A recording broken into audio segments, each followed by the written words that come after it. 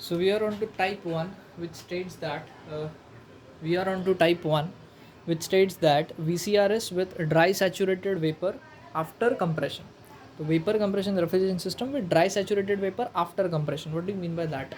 Dry saturated vapour कहाँ पे मिलता है? सबसे पहले तो ये समझो, saturated vapour is existing on the curve. ये कर्व है, वहाँ पे सैचुरेटेड वेपर मिलता है. अगर तुम लोग देखोगे ये दोनों कर्व पे मैंने जो पॉइंट 2 है, that is nothing but the point after compression, वो मैंने इस कर्व के ऊपर रखा है. That is known as the dry saturated vapour. मैंने पहले ही बताया था कि 1 to 2 is an constant entropy process. तो अगर 2 पॉइंट यहाँ पे है तो कांस्टेंट एंट्रोपी होने की वजह से 1 पॉइंट उसके एकदम नीचे रहेगा, मतलब वर्टिकल लाइन पे रहेगा. That is my point 1. ठीक है.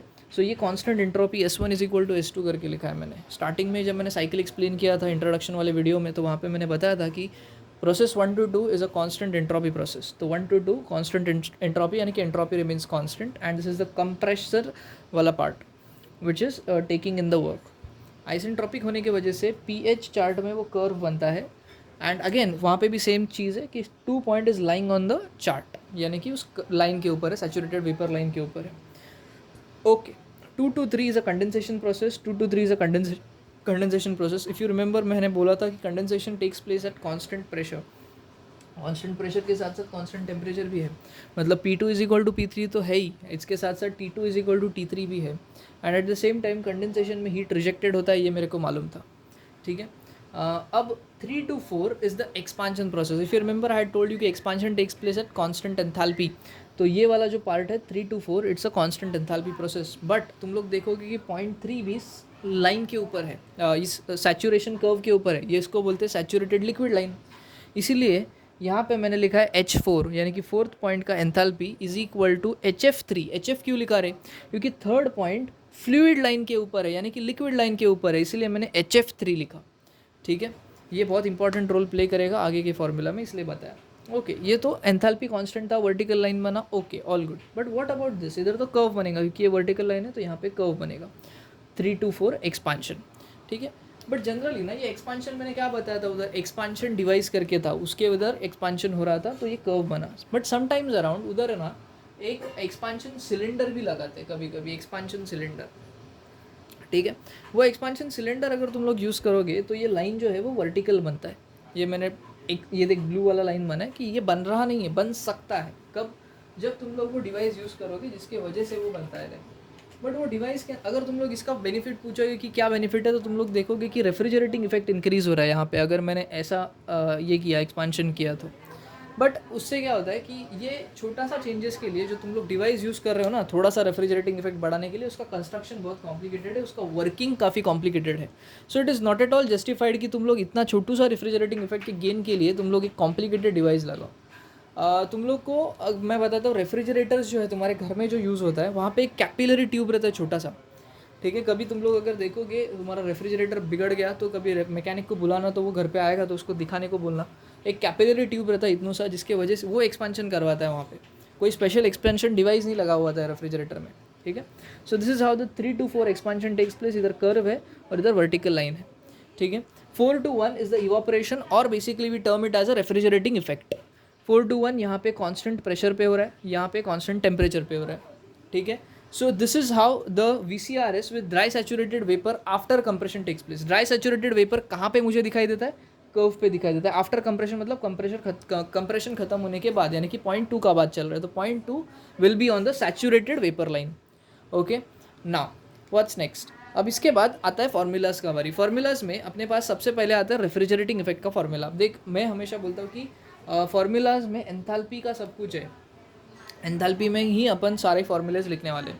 तो mass flow rate into H1 minus H4 करोगे, H1 माइनस H4, तो इवापोरेटर, यानी कि इवापोरेटर के अंदर 1 to 4 का काम चल रहा है, तो वहाँ पे मुझे रेफ्रिजरेटिंग इफेक्ट मिल जाता है. Why did I do H1 minus H4? तुम लोग देखोगे कि H1 का वैल्यू बड़ा है, ये देखना यहाँ पे 0 है.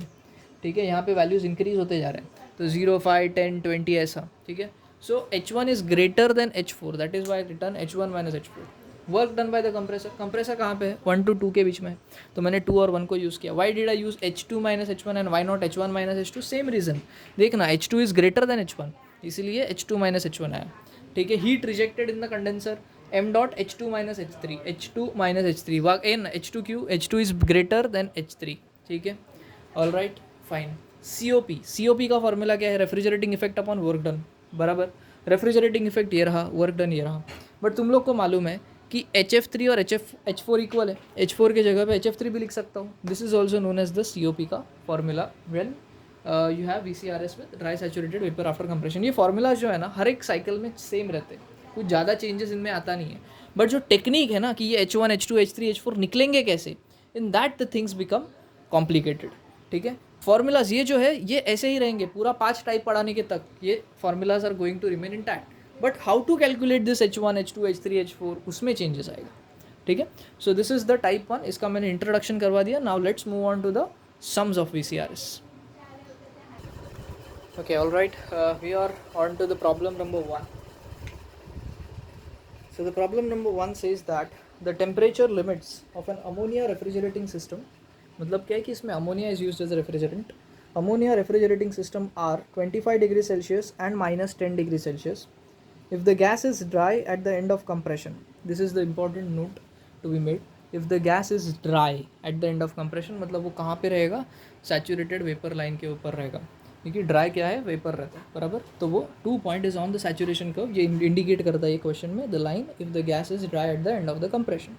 Calculate the coefficient of performance of the cycle assuming no under cooling of the liquid ammonia, use the following table for properties of ammonia. अब ये टेबल समझना भी बहुत बड़ा टास्क है, क्या क्या है इसमें गिवन, पहली बात तो समझो, and let us figure out one diagram to be drawn, okay, that makes things quite understandable, okay. तो मैं फिलहाल एक TS चार्ट बनाता हूँ, ओके।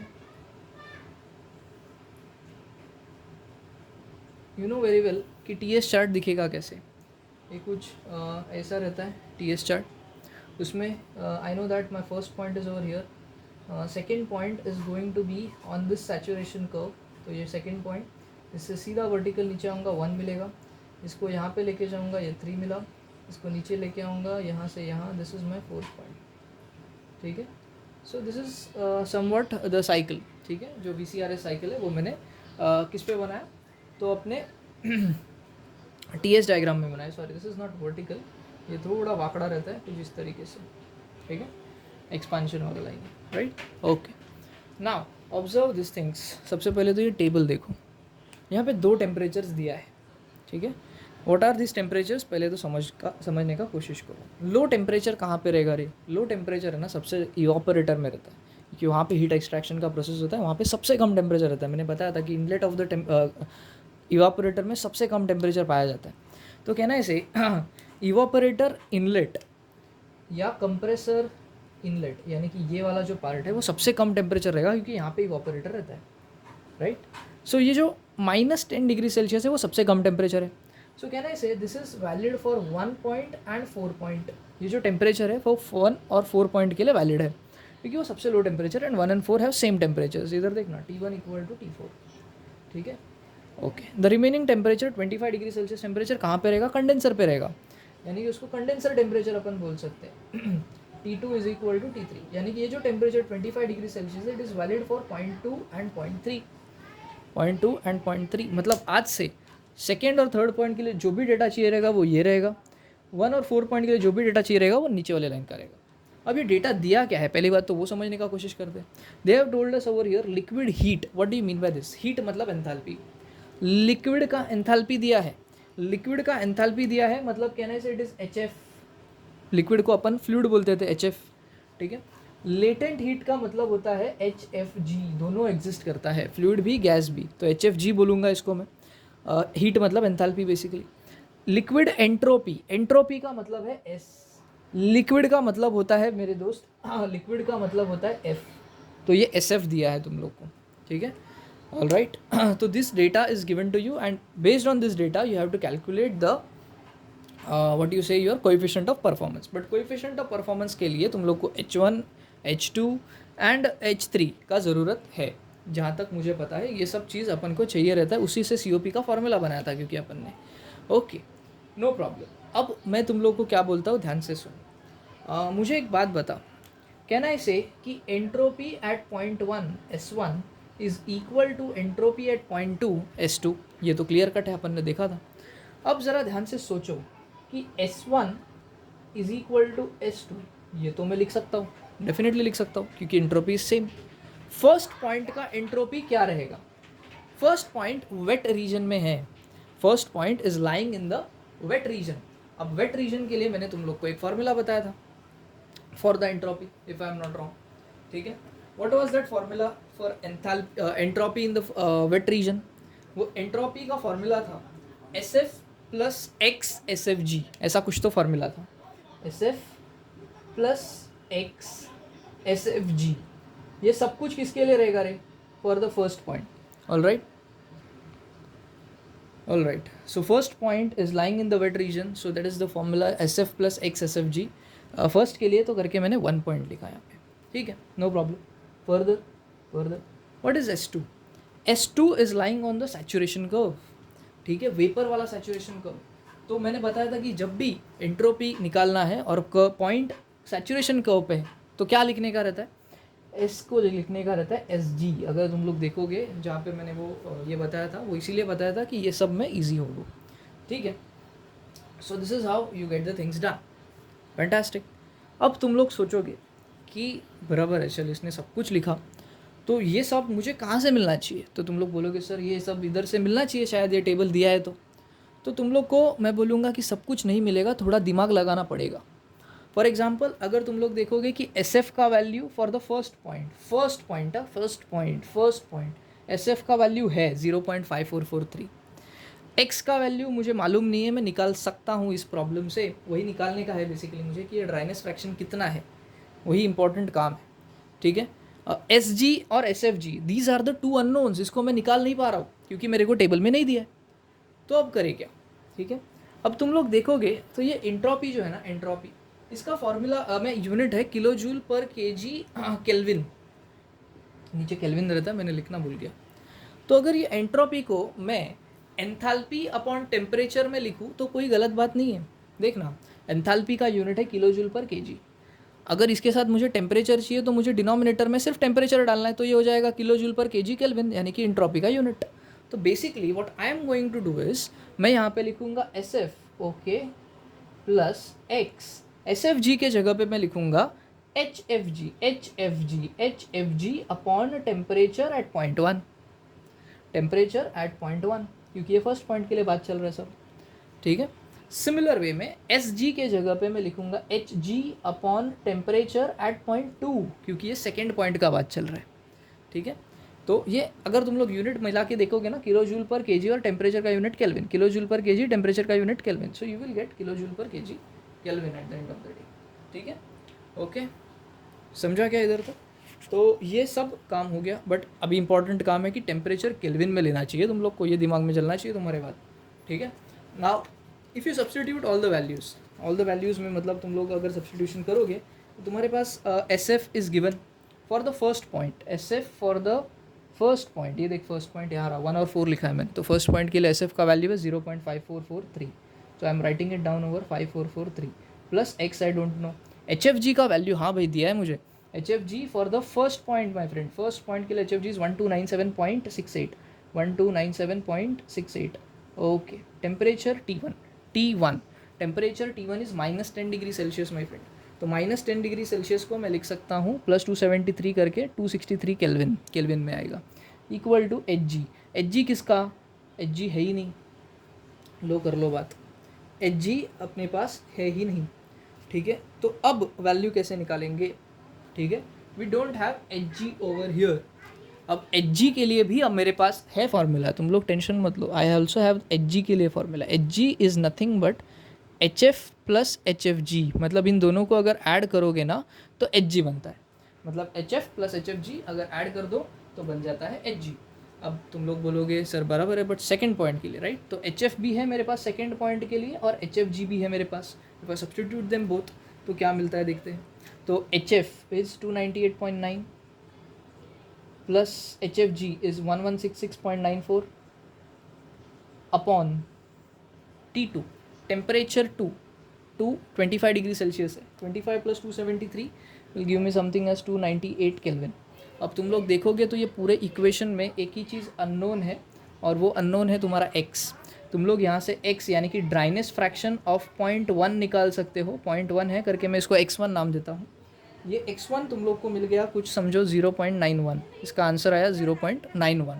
ठीक है, so this is the dryness fraction at 0.1। मेरे को निकालने का ड्राइनेस फ्रैक्शन था ही नहीं दोस्त, मेरे को निकालने का था COP, बट COP के लिए लगता है enthalpies H1 H2 H3 H4 सब कुछ लगता है, तो वो निकालने के लिए मुझे ये x का ज़रूरत है। कैसे वो मैं बताता हूँ, टेंशन मत लो। ओके, सपोज मैं तेरे को बोलता हूँ कि H1 निकालना दोस्त, H1 तेरे को वो ग्राफ याद आना चाहिए जो मैंने अभी बना के दिया था प्रीवियस आइटम में, इंट्रोडक्शन वाली वीडियो में। H1 first point is lying in the wet region. Wet region के लिए एंथैल्पी का फॉर्मूला मैंने लिख के दिया था। व्हाट वाज दैट एंथैल्पी का formula? It was like this, HF plus x HFG, right. I am talking about first point, तो ये 1 हो जाएगा, ये 1 हो जाएगा, ये भी 1 हो जाएगा। HF1, HF for the first point is there 135.37, HF for the first point is there 135.37, x1 अभी जस्ट निकाला, HFG for the first point 1297.68। ठीक है, if you solve this out तो तुम लोग को H1 लाने से कोई नहीं रोक सकता है। You will get H1 as 1316.26, 1316.26 unit रहेगा इसका, किलो जूल पर केजी।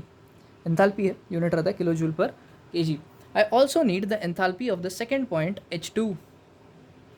H2 कहाँ से लाऊंगा? ये देखिए सैचुरेटेड इस पे है, सैचुरेटेड लाइन पे मैंने तुम लोग को पहले ही बोला था कि अगर एंथैल्पी चाहिए तो it is denoted by Hg my friend.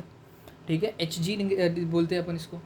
अभी मैंने बोला कि Hg मिल नहीं सकता यार, बट Hg का फॉर्मूला है तेरे पास HF प्लस HFG, बट किसके लिए चाहिए? वो तेरे को सेकेंड पॉइंट के लिए चाहिए। तो this can be written as Hg is equal to HF plus HFG, but for what? For the second point. Second point के लिए HF और HFG, देख सेकेंड पॉइंट के लिए HF और HFG दोनों है 298.9 and 116.94।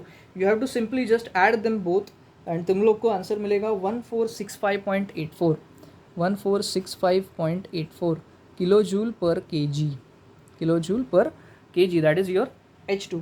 Okay, fantastic. Now you also need something known as HF3। Third point का भी HF लगता है, मैंने फॉर्मूला लिखा था उसमें HF3 था, अगर तुम लोग याद करोगे, यानी कि H3 बोल या H4 बोल, it's one and the same. H4 is nothing but HF3, ये इक्वल था, याद करो मैंने लिख के दिया था स्टार्टिंग में, राइट। तो H4 is equal to HF3। तो थर्ड पॉइंट पे जाओ ना रे, थर्ड पॉइंट सैचुरेशन के ऊपर है। कौन से कर्व के ऊपर है? लिक्विड वाले कर्व के ऊपर है, तो HF बोलते थे अपन उसको। तो HF for the third point is already there with you 298.9, तो इधर स्ट्रेट अवे आंसर मिलेगा 298.9। ठीक है, तो 298.9 किलो जूल पर KG. Now if I ask you to calculate the COP, तो COP का फॉर्मूला बहुत सिंपल है दोस्त। COP is given as refrigerating effect upon work done. तो refrigerating effect was H1 minus HF3 upon work done. Work done was by the compressor, compressor के लिए work done का item था H2 minus H1, if I am not wrong, यही था। ठीक है, तो H2 माइनस H1। अब तुम लोग देखोगे तो सारा एंथैल्पी का वैल्यूज़ तुम्हारे पास ऑलरेडी है। देखना, तुम लोग ने सब एंथैल्पीज निकाला है। ये तुम लोग को समझा एक्स क्यों इंपॉर्टेंट था, क्योंकि उसके बगैर H1 नहीं निकल सकता था। ठीक है, you have H1, you have H2, you have HF3, H1 H2 HF3 सब कुछ है। You can substitute this in the formula and gate the COP। COP आता है कुछ 6.8 के आसपास। ठीक है, so that is your first problem related to अपना क्या बोलते हैं VCRS, और जो तेरा एंड कंडीशन है कंप्रेसर का वो कैसा है? सैचुरेटेड है, ड्राई सैचुरेटेड वेपर है। ठीक है, so this was the first problem related to this. Okay, that's our second problem. The table is given to you. The sum reads that the vapor compression refrigerator works between the pressure limits of 60 bar and 25 bar. The working fluid is just dry at the end of the compression. ये line पढ़ के तुम लोग का एक diagram बनना चाहिए VCRS का। They have clearly said कि कंप्रेशन के एंड में जो तुम्हारा वेपर है वो ड्राई है, मतलब वो तुम्हारा जो सेकेंड पॉइंट है वो कर्व के ऊपर आएगा। ठीक है, there is no undercooling of the liquid before expansion valve. Determine the COP of the cycle and the capacity of the refrigerator if the fluid flow is at a rate of 5 kg per minute. ठीक है, 5 kg per minute, इसको अपन mass flow rate बोल सकते हैं। तो ये m dot है जो अपन को दिया है 5 kg per minute. All right, 5 kg per minute that has been given.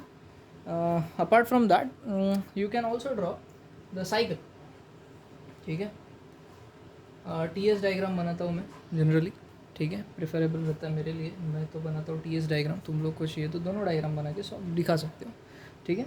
So here we are, ये रहा मेरा फर्स्ट पॉइंट, ये रहा मेरा सेकंड पॉइंट, ये रहा मेरा थर्ड पॉइंट, ये थोड़ा सा वाकड़ा है मेरा चौथा पॉइंट, और ये कंप्लीट हो गया मेरा साइकिल, ठीक है। So this is my T S diagram basically. ये सेकंड पॉइंट 2 पे एक उधर ही कर पे कैसा है वो क्वेश्चन में दिया है करके बनाया, मैंने अपने मन से नहीं बनाया, ठीक है। So this is the problem and you have to find out the COP and the capacity of the refrigerator for solving this problem. Capacity of refrigerator generally अपन TR में यानी कि रेफ्रिजरेटिंग इफेक्ट निकालने को बोला है। कैपेसिटी मतलब कुछ और नहीं, रेफ्रिजरेटिंग इफेक्ट होता है बट TR में चाहिए, टन्स ऑफ रेफ्रिजरेशन में चाहिए, उसको कैपेसिटी बोलते हैं अपन रेफ्रिजरेटर का। But before that we need to analyse this chart. ये जो टेबल दिया है वो क्या है एक्चुअली। अब तुम लोग देखो, पहली बात तो यहाँ पे लो टेम्परेचर कौन है, पहले तो ढूंढो उसको। ये है 261, ठीक है। लो टेम्परेचर तुम लोग को मालूम है कहाँ पे रहता है, it is at point 1 and 4। तो ये जो T1 और T4 हो गया वो तुम्हारा लो टेम्परेचर हो गया। तो कहना इसे ये जो डेटा है 261 वाला वो पॉइंट 1 और 4 के लिए सूटेबल है यूज़ करना इसके आगे से। और तुम लोग को मालूम है कि the next points left are T2 and T3, ये हाई टेम्परेचर रहेंगे, राइट।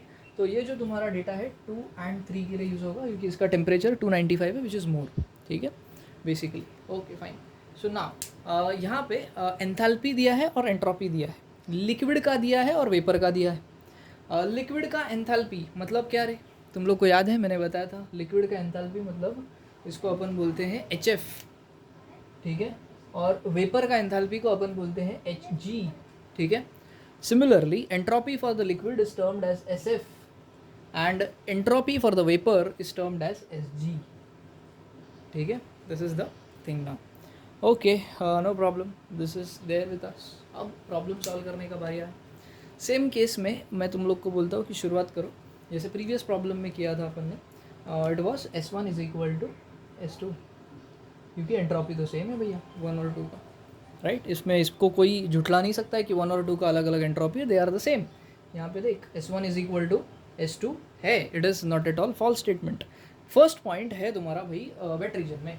तो वेट रीजन के लिए तुम्हारा फॉर्मूला क्या रहता है, formula is SF plus X SFG for the first point is equal to S2। S2 भैया है सेकेंड पॉइंट तुम्हारा इस पे सैचुरेशन कर्व पे, वो भी कौन से वाले, वेपर वाली सैचुरेशन कर्व पे। तो इसको अपन नाम देते हैं SG for what, for the second curve, यानी कि सेकेंड जो पॉइंट है उसके लिए। अब टेंशन क्या है ज़रा ध्यान से देख, SF का वैल्यू, हाँ भाई फर्स्ट पॉइंट के लिए है 0.226, फर्स्ट पॉइंट के लिए SF का वैल्यू है। X मुझे फाइंड आउट करना, चलो बोल सकते हैं। SFG है ही नहीं, अब ये SFG का कहाँ से लाऊँ मैं। अभी जस्ट एक पिछले पार्ट में तुम लोग को बताया था मैंने SG can be return S, कैसे लिखते थे अपन SG को, H के टर्म्स में लिखते थे, याद है तुमको, या SFG, सॉरी SFG निकालना है ना तुमको।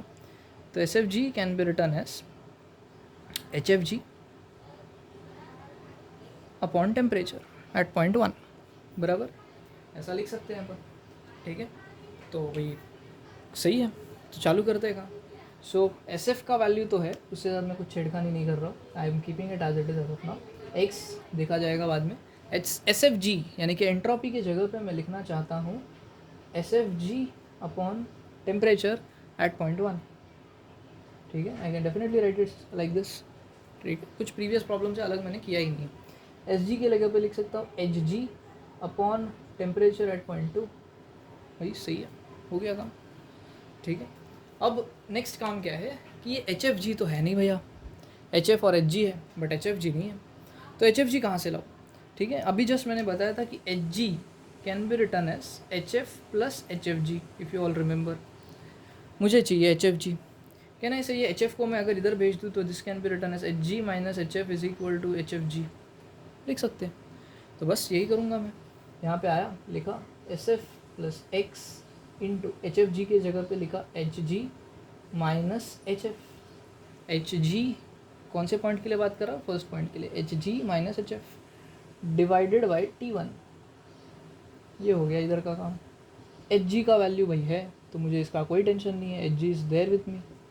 T2 ये सेकेंड पॉइंट के लिए हो गया, फर्स्ट पॉइंट के लिए हो गया सब कुछ, ठीक है, बढ़िया। तो अब बस सब्स्टिट्यूशन का काम बाकी है।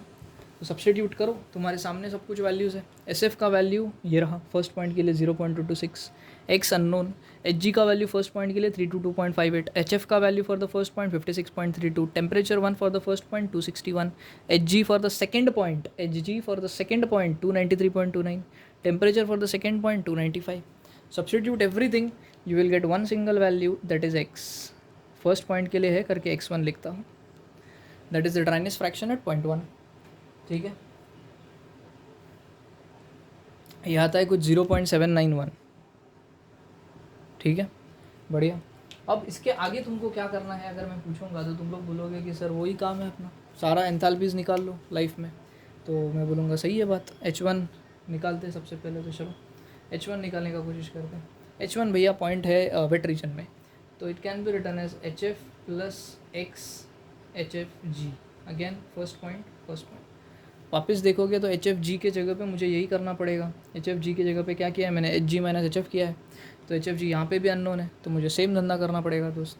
So again I can write it like this, HF1 plus x1, HFG की जगह पे लिखूँगा HG minus HF for the first point. You will eventually gate H1 from here. ये H1 कितना आता है प्लीज़ फाइंड आउट कर लो और देखो. ये आता है कुछ 1295.12 के आसपास. ठीक है, सॉरी मैंने गलत देख लिया. Yes, H1 comes out to be around 266.93. Fantastic. Unit kilo joule पर केजी. बढ़िया है भाई, H1 मिल गया. सिमिलर वे में अगर अपन H2 निकालने जाए, H2 का मतलब होता है HG for the second point. ये देखना 293.29 है इधर सामने, तो 293.29 हो गया किलो जूल पर केजी. No problem whatsoever. और एक आइटम है जिसको अपन H4 बोलते हैं या फिर प्यार से उसको HF3 भी बोलते हैं. HF3 थर्ड पॉइंट के लिए HF का वैल्यू ये देखना 151.96 चार्ट में दिया है. काय को टेंशन लेने का, किलो जूल पर केजी. ठीक है, last and but not the least COP निकालना है बराबर. तो चलो COP निकालते हैं. COP का फॉर्मूला क्या है, COP is H1 minus HF3 upon H2 minus H1. Substitute करो all the values, you will get the COP. ठीक है, ये COP कुछ आया 4.36. ठीक है, तो the COP came out to be something around 4.36. Okay, last one is they have told you to calculate the capacity of the refrigerator. अब ये कैपेसिटी ऑफ द रेफ्रिजरेटर मैंने तुम लोग को पहले ही बोला कि रेफ्रिजरेटिंग इफेक्ट ही होता है. तो रेफ्रिजरेटिंग इफेक्ट का फॉर्मूला तुम लोग को मालूम है कि मैं लिखा था H1 माइनस HF3. तुम लोग देखोगे तो m का वैल्यू हो रहा 5 kg पर मिनट. H1 ये रहा निकाल के रखा है 266.93 माइनस HF3 ये रहा 151.96. ठीक है, इन सबको सब्सटीट्यूट करने के बाद एक रेफ्रिजरेटिंग इफेक्ट मिलेगा ज़रूर. इसका यूनिट अगर मैं पूछूंगा ना तो टेंशन वाला बात है. अगर इसका यूनिट देखोगे तुम लोग तो ये आंसर आता है इसका पहली बात तो 574.85. इसका यूनिट देखो ज़रा, एंथैल्पी का यूनिट. पहले तो ये एंथैल्पी है, किलो जूल पर केजी रहता है. मास फ्लो रेट है केजी पर मिनट. ठीक है, तो देखो ध्यान से, केजी पर minute multiplied by kilo joule पर केजी. केजी गया, यूनिट बचा किलो जूल पर मिनट. तो बस किलो जूल पर मिनट इज़ द यूनिट. ठीक है, बट मुझे पहले ही बताया था मैंने कि मुझे TR में आंसर चाहिए, टन्स ऑफ रेफ्रिजरेशन में आंसर चाहिए. तो तुम लोग को याद रहेगा फर्स्ट मॉड्यूल में अपन ने कन्वर्जन देखा था TR और अपने किलो जूल पर मिनट एंड किलोवाट्स का. ठीक है, तो बेसिकली अगर मैं बोलूँ कि ये किलो जूल पर मिनट है तो तुमको पता है कि 1 TR is nothing but 210 kilo joule पर मिनट. तो अगर मुझे इसको टन्स ऑफ रेफ्रिजरेशन में कन्वर्ट करना है, मुझे कुछ नहीं करना, इसको करूँगा मैं 574.85 डिवाइडेड बाई 210. किलो जूल पर मिनट से TR में चला जाऊँगा, डिवाइड बाई 210 करके. तो जो भी आंसर आएगा इसका that will be in TR. It will be something around 2.74 TR, tons of refrigeration. इसको बोलते हैं कैपेसिटी ऑफ रेफ्रिजरेटर. तो पिछले जैसा ही सम था ये, इसमें अपन ने सिर्फ एक्स्ट्रा क्या निकाला है, तो रेफ्रिजरेटिंग इफेक्ट निकाला है. That's your problem number 2. Okay, second problem में ही थोड़ा सा एक extra part of the question अगर ऐड कर दिया तो कैसा चेंज होएगा ये क्वेश्चन, वो देखते हैं. मैंने क्या किया है, सब कुछ इरेज कर दिया सेकेंड प्रॉब्लम का जो सिमिलर है, मतलब वही सेम करना है. जैसे कि वो चार्ट, बाद में इधर S1 is equal to S2, H1 H2 HF3 निकालना मेरा. COP मैंने रखा है, इसको मैं बोलूँगा थियोरेटिकल COP. ठीक है, this is known as theoretical COP। अब उन्होंने क्या बोला है कि सपोज मैं 28 टन्स ऑफ आइस प्रोड्यूस करता हूँ पर डे एट 0 डिग्री सेल्सियस, और उस आइस का लेटेंट हीट है 335 किलो जूल पर केजी, और उन्होंने बोला है कि actual COP 62% of theoretical COP। तो ऐसा केस में तुम लोग power required to drive the compressor कितना है वो फाइंड आउट करो। ठीक है, दिस इज़ द क्वेश्चन। अब तुम्हारे दिमाग में आएगा कि सर एक्चुअल COP निकाला जा सकता है कैसे? तो actual COP 62% of theoretical COP। तो अपन क्या कर सकते हैं, सिंपल एक्चुअल COP को लिखेंगे 62%, मतलब 0.62% of theoretical COP। Theoretical COP क्या है मेरा 4.36। सो कैन आई से कि मुझे यहाँ से एक एक्चुअल COP मिल जाएगा। ठीक है, मैं सॉल्व करके देखता हूँ कि how much it is. 0.62 into 4.36, it gives me something around 2.7032 as the answer. ठीक है, सो ये आया मेरा actual COP। And now the thing is that कि मुझे उन्होंने बोला है कि 28 tons of ice is produced per day at 0 degree Celsius. 28 tons of ice is produced per day at 0 degree Celsius. So this needs to be converted. ये 28 tons वगैरह अपन को नहीं चलेगा। तो ये 28 tons को कैसे कन्वर्ट करने का सबसे पहले तो वो देखना पड़ेगा 0 डिग्री सेल्सियस पे कितना बनता है। तो ओके लेट्स स्टार्ट। यहाँ से मुझे बेसिकली क्या निकलेगा मालूम है, मास फ्लो रेट निकलेगा, जिसको मैं m डॉट बोलता हूँ। 28 टन्स को अगर kg में कन्वर्ट करूँ तो that is 28 multiplied by 1000 per day में रहता है 24 आवर्स।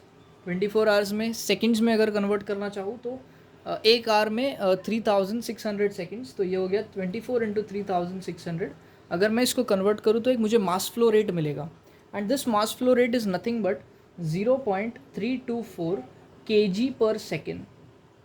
ठीक है, ये मतलब वो जो मेरा 28 tons of ice is produce पर day at 0 degree Celsius statement को मैंने क्या किया, मेरे मास फ्लो रेट में कन्वर्ट कर दिया। ठीक है, अभी तक मैंने जो 2 स्टेटमेंट दिया था क्वेश्चन में उसको यूटिलाइज कर चुका हूँ मैं। पहला वाला एक्चुअल COP को मैंने थियोरेटिकल COP को एक्चुअल COP में कन्वर्ट किया, और जो पहला स्टेटमेंट था उसको मैंने मास फ्लो रेट निकाल लिया। ठीक है, अब बारी आता है कि मैं इसमें से ये जो डेटा है, मुझे एक लेटेंट हीट ऑफ आइस दिया है, तो मैं यहाँ से एक रेफ्रिजरेटिंग इफेक्ट कितना प्रोड्यूस करेगा ये आइस निकाल सकता हूँ। कैसे? Mass flow rate of ice multiplied by latent heat of the ice. तो मास फ्लो रेट मेरे पास है 0.324। ठीक है, लेटेंट हीट मेरे पास आइस का दिया गया है 335 किलो जूल पर केजी। अब यूनिट्स देखना, यूनिट्स इंपॉर्टेंट है। लेटेंट हीट किलो जूल पर केजी, ये बेसिकली एंथैल्पी है, और 0.324 is the mass flow rate. मेरे को मालूम है कि जब मैं मास फ्लो रेट और एंथैल्पी को मल्टीप्लाई करता हूँ तो मुझे रेफ्रिजरेटिंग इफेक्ट मिलता है। मैंने फॉर्मूला में भी लिख के दिया था तुम लोग को, उधर सिर्फ डिफरेंस था, इधर एक ही एंथैल्पी है। ठीक है, 335 किलो जूल पर KG is nothing but the unit of enthalpy only. ठीक है, अगर तुम लोग इन दोनों को मल्टीप्लाई करोगे तो तुम लोग को एक रेफ्रिजरेटिंग इफेक्ट आएगा, दैट इज समथिंग अराउंड 108.54। इसका यूनिट क्या आएगा रे? इसका यूनिट आएगा किलो जूल पर सेकेंड। ठीक है, और you can be term it as kilo watts also. ठीक है, नो प्रॉब्लम। मुझे क्या निकालना है, ध्यान से देखा, अभी ये स्टेटमेंट का भी यूज़ हो गया है मेरे को। मुझे निकालना है power required to drive the compressor. If you remember, COP can be written as refrigerating effect upon work done by the compressor. Simple है, work done by the compressor. तो अब मेरे को मालूम है कि मेरा COP कितना है। मेरे को COP आया है मेरा ये वाला 2.7032 बराबर। तो मैं यहाँ पे सब्सटीट्यूट करता हूँ वो 2.7032। रेफ्रिजरेटिंग इफेक्ट है मेरा 108.54। ठीक है, और यहाँ से मैं very easily work done by the compressor निकाल सकता हूँ, इसका यूनिट आएगा किलोवाट्स। ठीक है, ये सिर्फ एक मैंने एक्स्ट्रा पार्ट करवाया इसी समय, क्योंकि ये प्रॉब्लम सिमिलर था काफ़ी, सिर्फ इतना सा पार्ट एक्स्ट्रा था जो मैंने यहाँ पे करवाया। बाकी जो पूरा जो प्रीवियस स्टेप्स है ना, SFG निकालो, S2 निकालो, दो स्टेप्स आर सिमिलर। यहाँ पे मेरा टाइप 1 का प्रॉब्लम्स ख़त्म होता है। Alright, see you in the next type. Thank you.